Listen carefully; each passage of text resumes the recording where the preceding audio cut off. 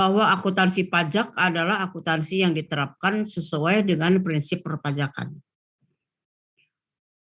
Dan akuntansi yang dibatasi dengan peraturan perundang-undangan seperti pajak itu biasanya disebutkan dengan akuntansi statutory atau statutory accounting. Nah, di dalam undang-undang perpajakan tidak banyak atau tidak digunakan istilah akuntansi sampai saat ini, ya. Dan istilah yang digunakan adalah untuk dapat menginformasikan mengenai accounting ini yaitu pencatatan dan pembukuan. Ya. Nah, mari kita lihat dulu apa yang diartikan dengan accounting. Accounting secara umum bisa diartikan sebagai, ya, kalau kita lihat dari sisi proses, maka ini adalah suatu proses pengidentifikasian, pencatatan, penggolongan, pengukuran, peringkasan, dan pelaporan dari suatu aktivitas ekonomi. Hasil kinerja, ya, artinya yang dilaporkan adalah hasil kinerja dan kondisi suatu organisasi yang berguna bagi para pemakai informasi untuk pengambilan keputusan. Ya, jadi ini kalau kita lihat dari segi proses. Tapi kalau kita lihat juga bisa dari satu sisi informasi, ya. Jadi ini memang ada satu historis, ya. Kalau dulu-dulunya belajar accounting itu dari suatu proses. Tetapi di era-era belakangan itu akuntansi itu udah dinyatakan sebagai suatu sistem, yaitu suatu sistem informasi keuangan yang bertujuan menghasilkan dan melaporkan informasi yang relevan bagi berbagai pihak yang berkepentingan. Ya, ini mungkin ada satu ringkasan kalau kalian bisa juga baca misalnya akuntansi menurut Kiso. Ya, ini sebenarnya satu ringkasan saja dan saya ambil dari buku akuntansi keuangan yang berdasarkan SAK. Ya, ini yang diterbitkan oleh IAI. Nah, kalau pengukuhan itu apa gitu? Di dalam sistem self assessment termasuk ke dalam kewajiban WP adalah menyelenggarakan pembukuan atau pencatatan. Nggak ada tuh kalimat accounting, ya. Kalimat accountingnya nggak muncul gitu. Di mana dasarnya adalah pada pasal 28 KUP, di mana dikatakan bahwa setiap WP orang pribadi yang melakukan kegiatan usaha atau pekerjaan bebas. Ini OP, ya. Kegiatan usaha jelas, misalnya dia wira swasta atau pekerjaan bebas. Biasanya sih kalau yang dikatakan pekerjaan bebas itu kalau pajak itu biasanya mengatakan ini tenaga-tenaga ahli, ya. Ini biasanya keahlian atau profesi, ya. Dan wajib pajak badan. Jadi dua, OP dengan badan wajib menyelenggarakan pembukuan. Apa sih arti pembukuan itu sendiri? Ya, ini supaya kita bisa melihat ada enggak sih bedanya, ya. Ada enggak bedanya? Di mana sih samanya? Kalau kita melihat pada pengertian pembukuan, itu dikatakan proses pencatatan secara teratur untuk mengumpulkan data dan informasi tentang keadaan harta, kewajiban, modal, penghasilan, dan biaya. Serta harga perolehan dan penyerahan barang dan jasa yang terutang atau tidak terutang PPN dan PPNBM. Yang ditutup dengan menyusun laporan keuangan berupa laporan rugi laba dan neraca pada setiap akhir tahun buku. Nah, ini yang kata undang-undang pajak, ya. Kata pajak kayak gini, ya. Nggak persis sama, ya. Dan juga untuk penyelenggaraan pembukuan itu banyak syarat. Pertama, harus ada itikat baik, mencerminkan keadaan atau kegiatan usaha yang sebenarnya, artinya yang seadanya, ya. Jadi jangan ditambah-tambah ataupun jangan dikurang-kurang gitulah apa yang transaksi-transaksinya, ya. Jadi otomatis nanti kan pencatatannya juga nggak ada yang nambah, ada juga yang berkurang. Contoh yang berkurang tuh ada mudah, misalnya saja yang dibukukan sebagai dasar untuk pelaporan itu misalnya saja omset 1 miliar dilaporkannya cuma 500 juta. Atau mungkin terjadi sebaliknya. Ya, sebenarnya transaksinya nggak ada, tapi jadi ada, seolah-olah ada. Nah, itu yang biasanya dikatakan dengan faktur pajak fiktif, ya. Ini namanya perkeliruan dari faktur pajak fiktif. Buat faktur pajak yang fiktif padahal kegiatannya tidak ada, transaksinya nggak ada. Ada yang seperti itu. Dan itu sudah pelanggaran pidana ya. Yang kedua, sekurang-kurangnya terdiri dari catatan yang dikerjakan secara teratur mengenai kas bank, daftar utang piutang, persediaan barang, dan setiap akhir tahun pajak membuat neraca dan perhitungan rugi laba. Jadi kalau pajak itu masih pakai istilah neraca, ya neraca itu sama dengan laporan posisi keuangan. Ketiga, diselenggarakan di Indonesia dengan menggunakan huruf Latin, angka Arab, satuan mata uang rupiah, bahasa Indonesia. Kalau pakai bahasa asing harus dengan seizin Menteri Keuangan. Dokumen dan buku-buku serta dokumen lain yang berhubungan dengan pembukuan atau pencatatan harus disimpan 10 tahun. Ya kalau disimpan 10 tahun ya sebenarnya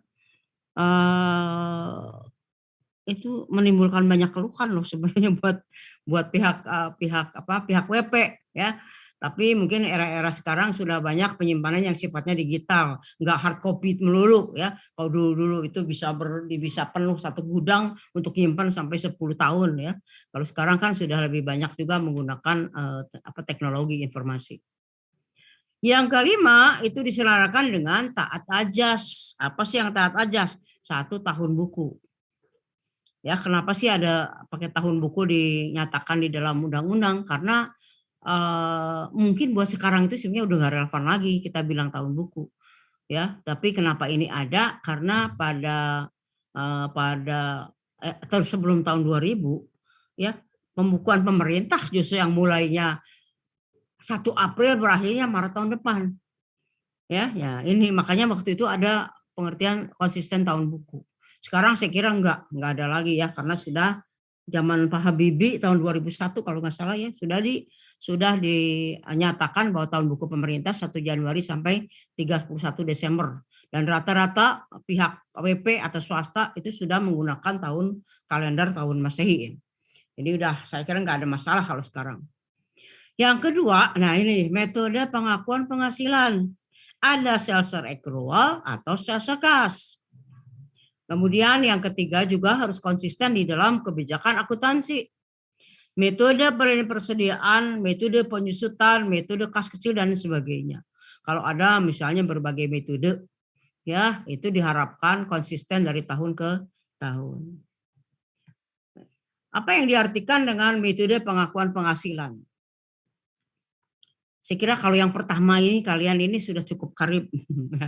Karena accounting jelas-jelas berbasis accrual. Ya.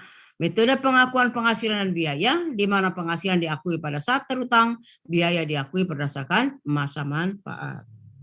Ya, kalau ingat ini mah ingat aja nih, apalagi biaya nih, ingat aja adjusting entries per akhir Desember. Ya, ini selalu ini bukti bahwa memang biaya diakui berdasarkan masa manfaat. Ya, misalnya saja kita bayar sewa gedung setahun, tapi mulainya 1 April. Maka yang diakuinya hanya 1 April sampai Desember saja.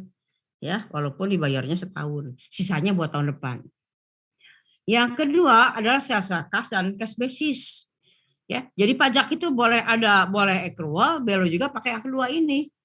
Metode pengakuan penghasilan biaya, di mana penghasilan diakui pada saat diterima tunai, biaya diakui pada saat dibayar tunai. Cuma saja sales kas ini tentu saja tidak bisa murni, tidak bisa pure, ya, tetapi menggunakan campuran. Oke.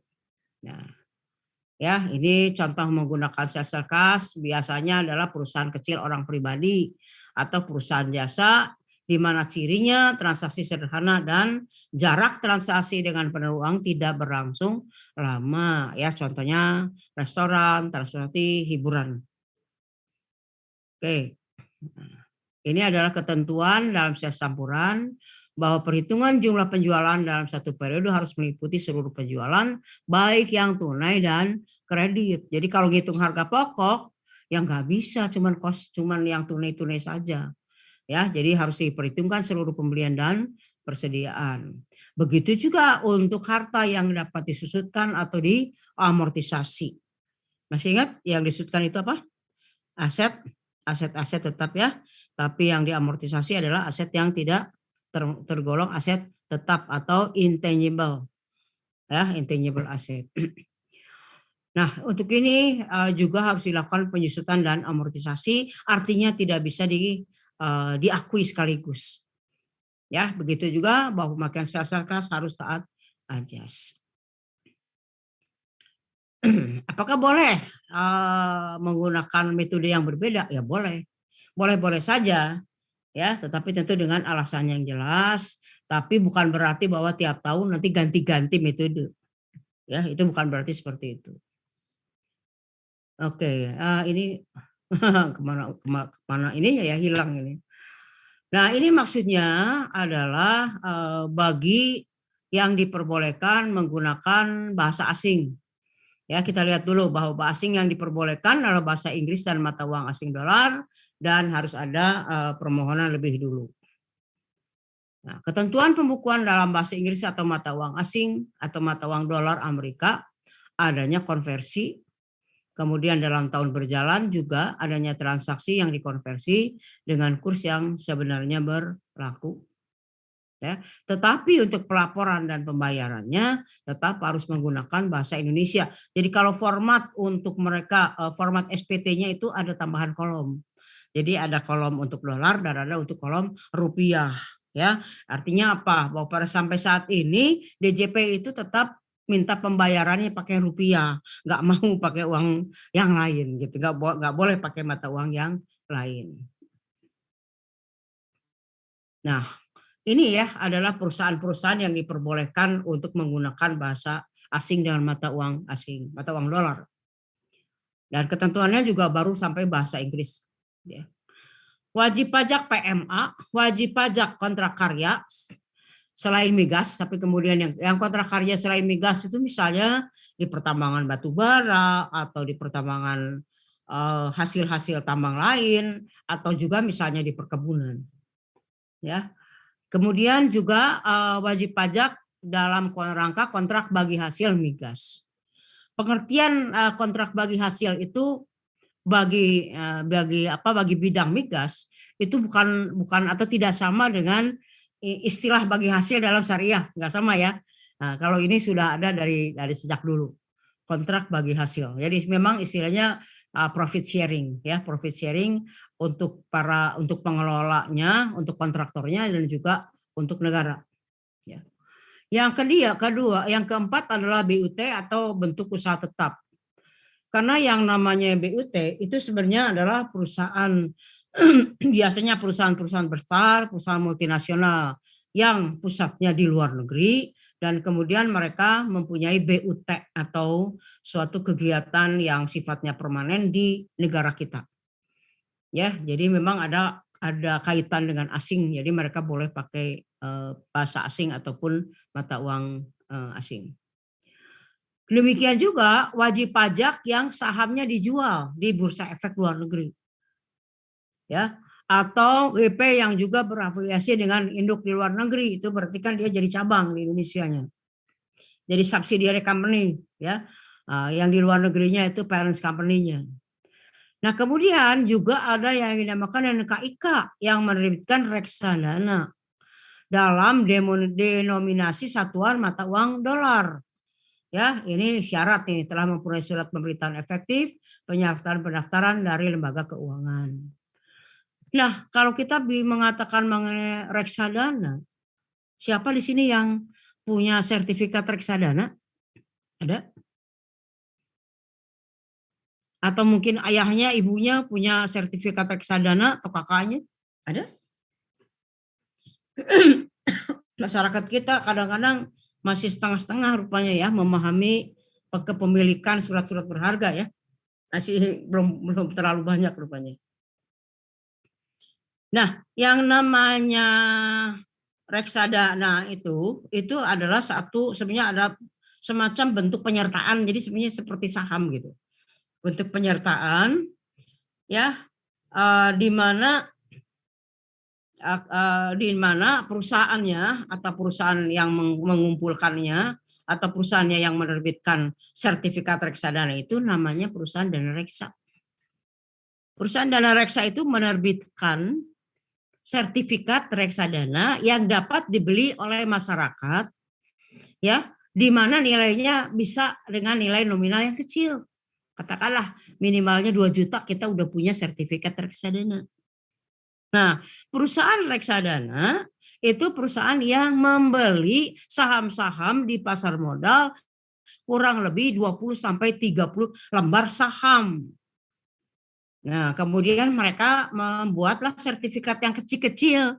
Artinya supaya para pemodal kecil atau para pemodal awal yang mungkin belum paham dengan pasar modal bisa membeli sertifikat reksadana. Ya.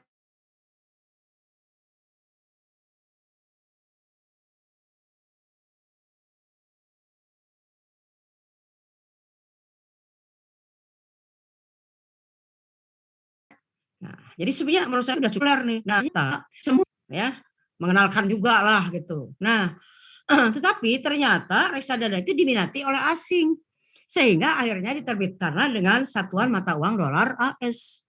Ya, pakai mata uang asing. Nah, itulah yang namanya mengapa perusahaan ini juga boleh menggunakan apa namanya pembukuan dengan dolar dan juga bahasa Inggris. Ya. Nah, yang ketiga juga yang memang wajib menggunakan satuan mata uang dolar dan yang berlaku di Indonesia. Nah, saya kira ini udah tadi ya. Ya, cuma ingat waktu bayarnya tetap harus pakai rupiah. Oke.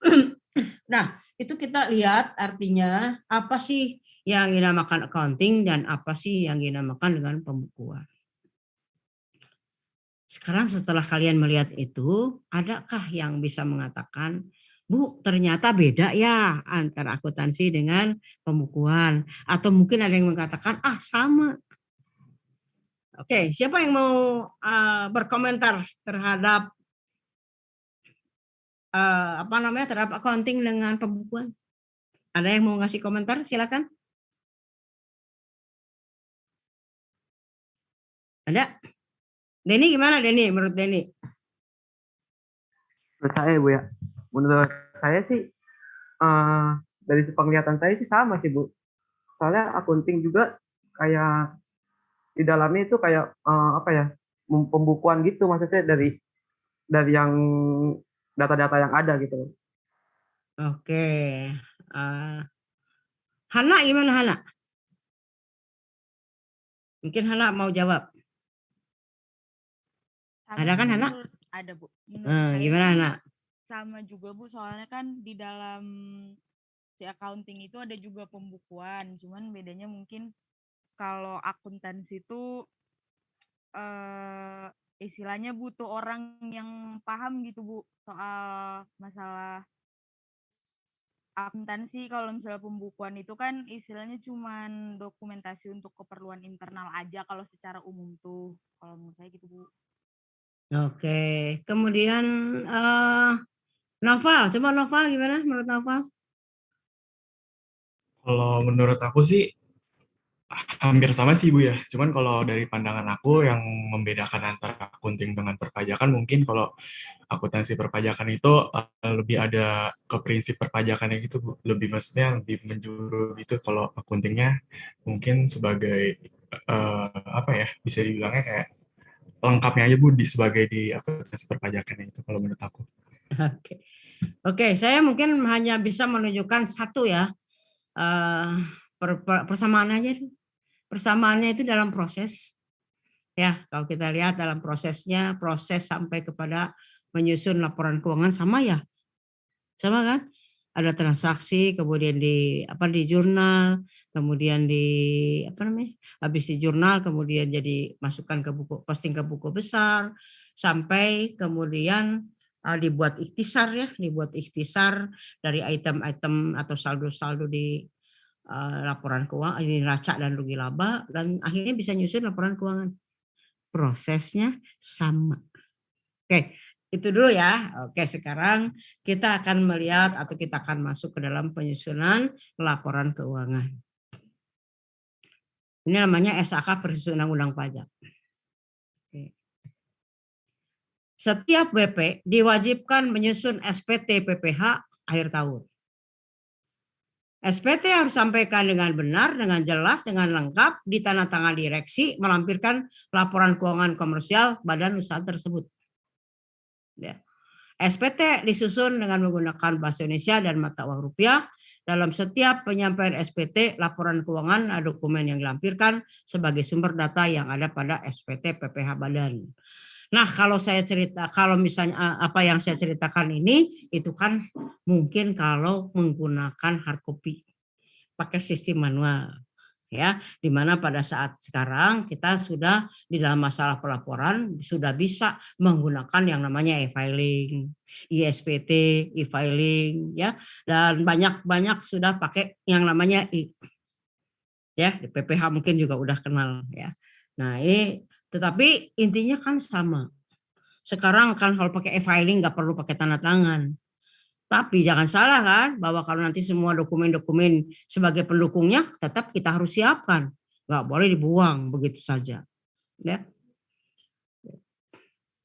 Nah, ini adalah, mungkin sebelum itu saya lanjutkan yang lain dulu. Jadi saya bicara sedikit mengenai accounting. Ya. Bahwa dalam literatur yang lama itu biasanya yang namanya asumsi dasar itu pertama adalah bahwa suatu perusahaan itu adalah merupakan satu kesatuan usaha atau spirit atau economic entity di mana perusahaan dipandang sebagai satu unit usaha yang berdiri sendiri terpisah dari pemiliknya. Ya, saya kira kita semua paham seperti itu. Baik itu perusahaan kecil dan juga baik perusahaan besar.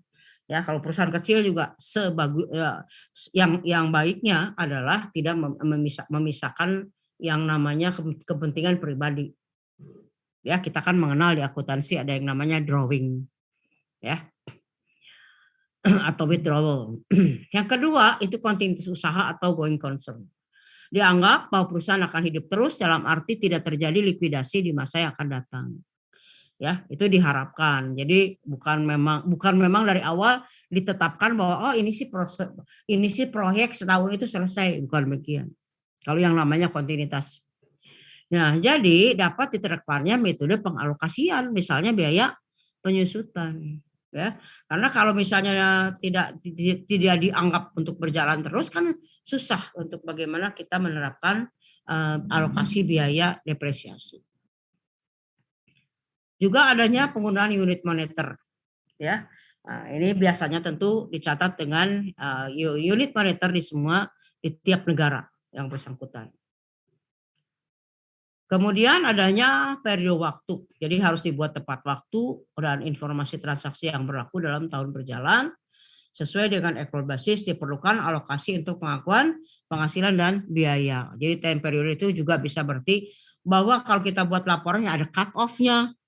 Ya, batasnya berapa sih setahun? Berarti 1 Januari sampai 31 Desember itu kan udah satu cut off. Jadi yang kita mau laporkan adalah transaksi yang berjalan atau transaksi yang bisa diakui untuk tahun tersebut. Nah, kalau kita melihat pada akuntansi keuangan ya dari buku, saya ambil buku yang terakhir supaya ada perbandingan. Di situ dia dikatakan bahwa asumsi dasarnya sebenarnya cuma 2, yaitu dasar accrual dan juga kelangsungan usaha. Ya, ini yang mungkin masalah dasar accrual itu tidak disinggung tadi, ya, makanya kita harus baca banyak. Yang dinamakan dengan dasar accrual adalah berarti suatu transaksi atau kejadian dibukukan dan dilaporkan pada saat terjadi dan mempunyai dampak atas sumber daya atau kewajiban satu entitas. Ya, jadi kita ambil contoh, satu pembelian kredit dicatat pada saat transaksi bukan pada saat pelunasan. Ya. Nah, tadi kalau kita perhatikan juga pada saat kita bicara mengenai pembukuan, di situ kan ada yang namanya juga accrual basis, sama ya, artinya sama. Kelangsungan usaha, nah ini sama ya, going concern yang barusan kita juga sudah dijelaskan. Oke. Nah, kemudian juga kalau kita memperhatikan bahwa dalam accounting itu ada karakteristik dari laporan keuangan. Ya, saya kira ini kita ringkas saja. Misalnya yang dapat dipahami atau understandability.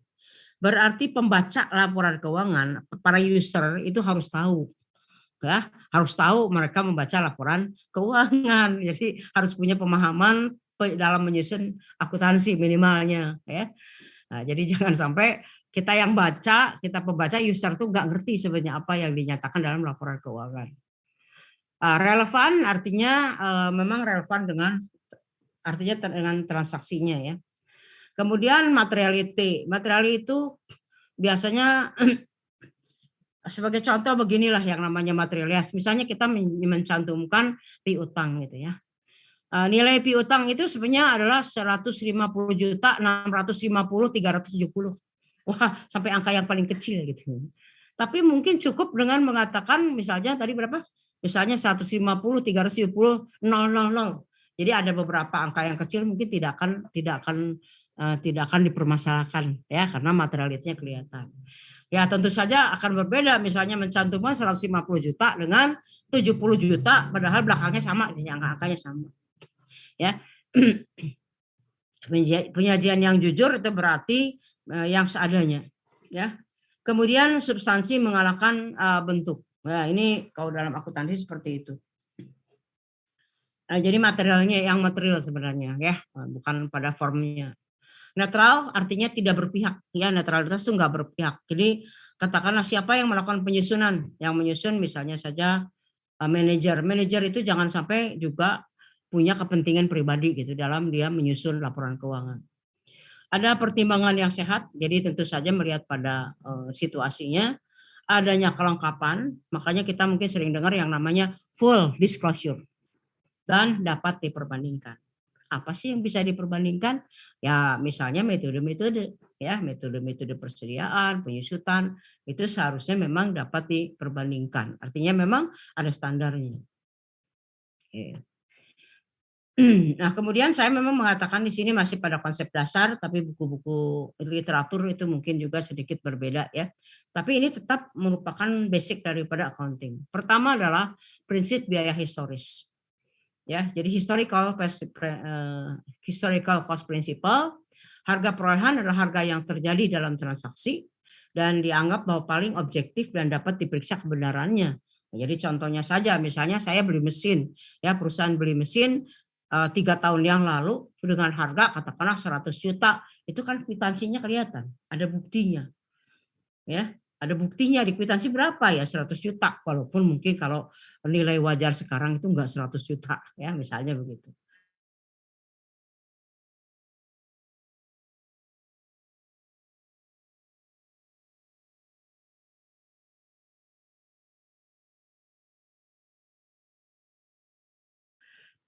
Kemudian juga mengenai besarnya pendapatan yang akan diterima. Nah, kemudian juga yang penting itu adalah mengenai prinsip mempertemukan. Matching principle, matching cost against revenue. Ya, sering kita dengar itu. Untuk menentukan penghasilan bersih setiap periode, maka biaya harus dipertemukan dengan penghasilannya. Jadi kalau kita balik bisa saja gini. Biaya-biaya yang harus kita akui adalah biaya-biaya untuk memperoleh penghasilan tersebut. Nah, karena itu pembebanan biaya tergantung pada pengakuan penghasilan. Nah, ada biaya mudah dipertemukan, tapi ada juga mungkin yang tidak.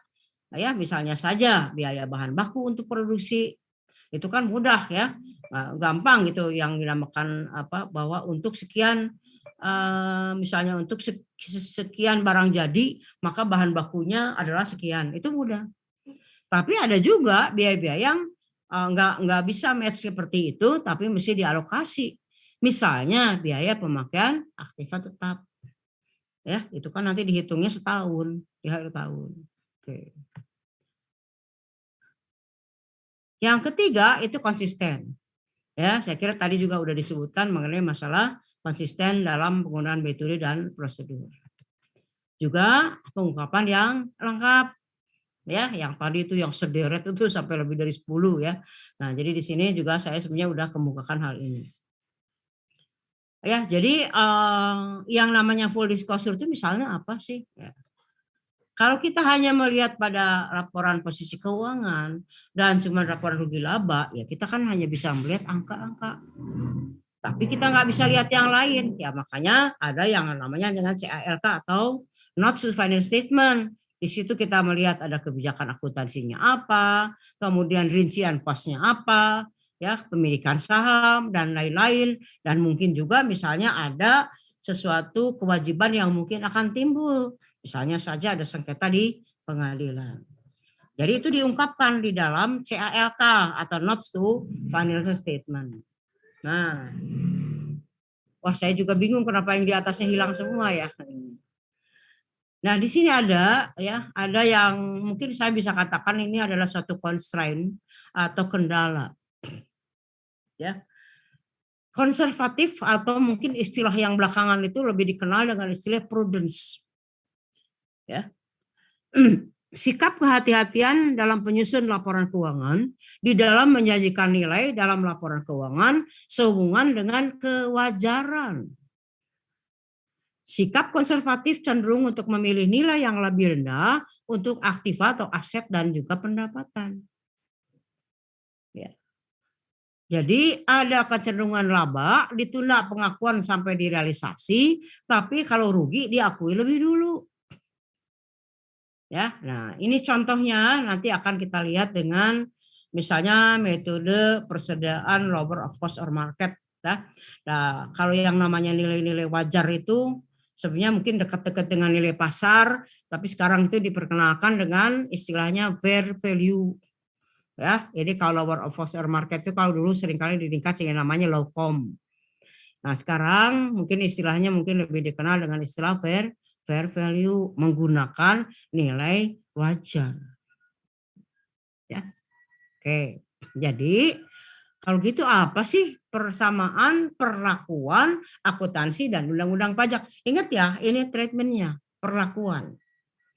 Pertama, pada asumsi dasar itu punya kesamaan. Mengakui bahwa misalnya menjadi satu kesatuan usaha, juga going concern, ada unit moneter dan juga perlu waktu. Ya, kemudian pada prinsip dasar juga mengakui harga historis, ada pengakuan pada pengakuan pendapatan, mempertemukan atau matching, dan juga konsentrasi dan pengungkapan. Ya. Nah, perbedaannya bagaimana? Ya, saya memang mengambil hanya poin saja, ya. Bahwa undang-undang pajak tidak mengakui nilai lain selain nilai perolehan, harga perolehan. Sedangkan akuntansi masih bisa mengakui nilai lain dalam hal tertentu. Karena apa? Karena mempertimbangkan nilai wajar dari nilai laporan, nilai yang disajikan di laporan keuangan. Misalnya, menggunakan harga pasar atau nilai ganti, fair value. Apabila ada kecenderungan bahwa pada saat aset direalisasikan, maka harganya lebih rendah dari harga pokok. Ya. Nah, tetapi pajak baru akan mengakui kerugian pada saat realisasi. Nih, contohnya begini. Misalnya di tahun 2021, saya itu beli saham, ya, di pertengahan, misalnya di bulan Agustus saya beli saham. Saham saya itu misalnya per lot, ya, atau misalnya per lembar saham. Per lembar saham itu nilainya 1 juta. Tapi pada akhir tahun, ya, akhir tahun 2021, ternyata nilainya itu bukan lagi 1 juta, tapi tinggal 700.000 kalau di pasar. Ya, di pasar modal loh, kok sekarang kalau saya beli cuma 700.000. Padahal bulan Agustus saya beli 1 juta. Apa yang dilakukan di dalam laporan keuangan komersial, di dalam laporan keuangan akuntansi? Akuntansi membolehkan menggunakan nilai 700.000. Kenapa? Karena harus wajar. Ya, jangan sampai misalnya laporan keuangannya nilai daripada saham itu kemudian dibaca oleh para usernya mengatakan, oh harganya 1 juta ya, aset saya bagus dong, harganya 1 juta, padahal di pasar tinggal 700.000. Ya, itu yang dikatakan jangan menyesatkan para pembaca laporan keuangan. Jadi boleh pakai nilai seperti itu, boleh pakai nilai 700.000 itu boleh. Tetapi tentu saja harus ada jurnalnya, harus ada pencatatan atas kerugian yang unrealized, yang belum direalisasikan. Nah itu akuntansi. Tapi kalau pajak nanti dulu, kan pajak itu melihat atau hanya mengakui pada harga perolehannya saja. Kalau nanti dia dijual kemudian rugi, oke silakan. Makanya ruginya baru akan diakui pada saat realisasi, misalnya pada saat itu dijual dan memang rugi. Ya. Oke. Demikian juga nilai-nilai yang bersifat taksiran tidak diakui di dalam undang-undang pajak. Contohnya, nilai residu di dalam perhitungan penyusutan aktiva tetap. Ya, nah jadi artinya undang-undang pajak itu tidak menganut konservatis. Ya, kalau kita melihat akuntansi itu ternyata cukup banyak perubahan-perubahan atau katakanlah update-nya itu banyak di akuntansi.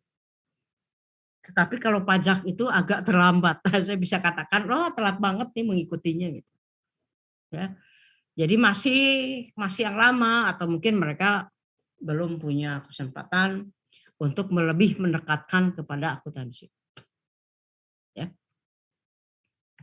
Oke, kita sekarang masuk pada laporan keuangan. Bahwa kalau kita melihat laporan keuangan komersial, kita bisa melihat bahwa di sini ada income statement, comprehensive, ada balance sheet atau statement of financial position, ada written earning statement, ada cash flow statement, dan notes to financial statement.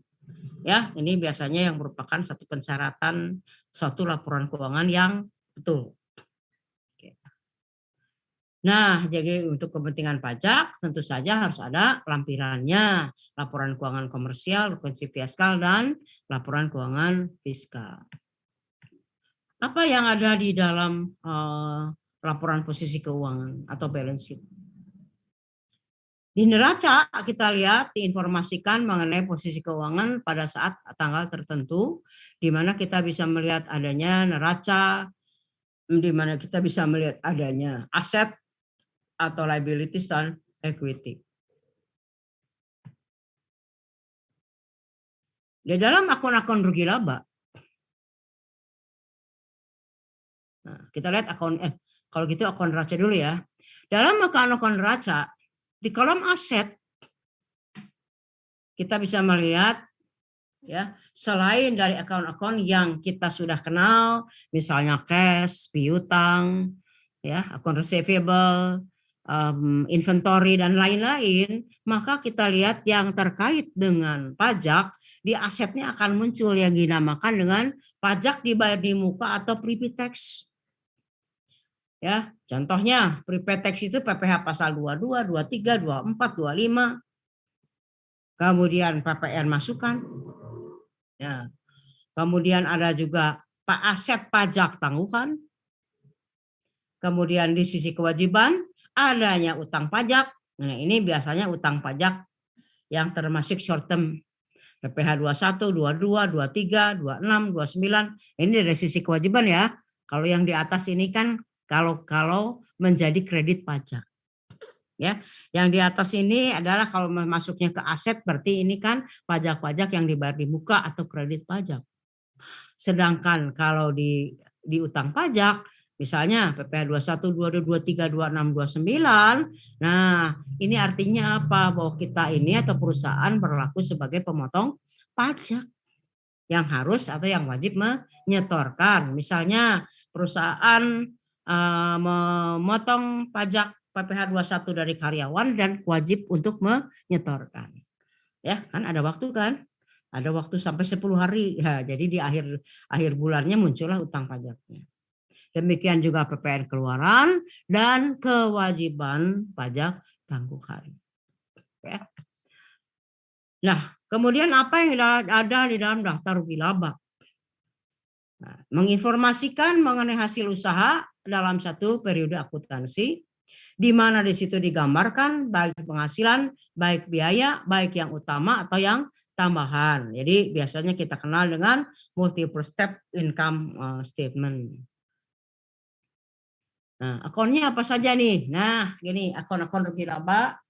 Ya, tentu saja di samping harga pokok, di samping item-item biaya operasional, kita di sini juga akan melihat bahwa ada yang namanya beban PPh atau income tax expense, ada penghasilan pajak tangguhan, ada beban pajak tangguhan, ada PBB, BPHTB, Jadi terkait pajak ya, dan juga PPN masukan yang tidak dapat dikreditkan. Ya. Karena PPN masukan yang tidak bisa dikreditkan otomatis akan menjadi harga perolehan. Nah, yang ketiga adalah laporan laba ditahan, di mana dalam laporan laba ditahan itu menginformasikan perubahan-perubahan yang disebabkan karena ada penambahan laba tahun berjalan, ada pengurangan karena rugi tahun berjalan, adanya pembagian dividen, dan juga koreksi rugi laba tahun lalu. Misalnya saja baru tahun sekarang ketahuan bahwa penyusutan tahun yang lalu itu salah dan harus diperbaiki. Tapi kan udah nggak bisa lagi dong memperbaikinya langsung ke biayanya. Karena biayanya sudah pindah ke return earning ya. Nah, jadi itu dikoreksi laba rugi labanya ada di laporan laba ditahan. Demikian juga laporan arus kas ya, informasi sumber dan penggunaan kas selama periode berjalan. Nah, ini laporan arus kas ini sebenarnya untuk manajer itu penting ya untuk melihat bahwa katakanlah kalau dia melihat ada arus operasinya, ada arus investasinya, ada arus pendanaan, dia bisa melihat. Misalnya saja di arus operasi ternyata menghasilkan laba misalnya sampai 30%-nya. Tapi ada investasi sekian juga, ada pendanaan juga sekian misalnya ya. Jadi bisa melihat juga dengan volume dari arus-arus ini. Bisa melihat mana sih sebenarnya yang memberikan keuntungan terbesar misalnya, paling besar kepada perusahaan. Dan ini adalah CALK, saya kira kita sudah tahu semua bahwa di dalam CALK itu diungkapkan hal-hal yang tidak bisa kita lihat melalui nilai-nilai yang ada atau angka-angka di dalam neraca dan rugi laba. Jadi misalnya dari kebijakan akuntansi dan juga perincian saldo-saldo di laporan keuangan. Ya. Nah, mungkin sampai sini dulu ya. Nanti ini saya kirim ke siapa? Ke Ilham ya. Nanti Ilham tolong kasih ke saya email karena saya biasanya kirimnya pakai email saja. Ya. Oke, ada pertanyaan untuk ini? Mungkin ada yang mau bertanya?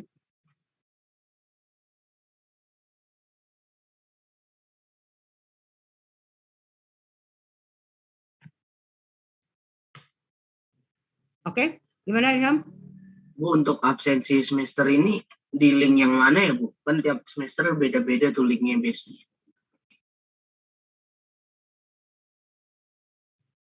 Absen ya? Bu. Nanya SBA belum dijawab.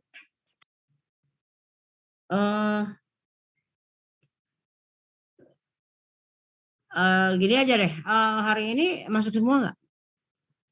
Ya SBA-nya rada lambat terus terang aja. Dari kemarin-kemarin tuh rada agak lambat, selalu lambat. Nggak ngerti saya juga. Tapi kayaknya kalian emang nggak ada informasi gitu? Halo, Ilham? Belum ada Bu. Gimana ya caranya kalau gitu? Oke ya, kalau nggak ada yang nanya, saya akan close dulu ya, stop share.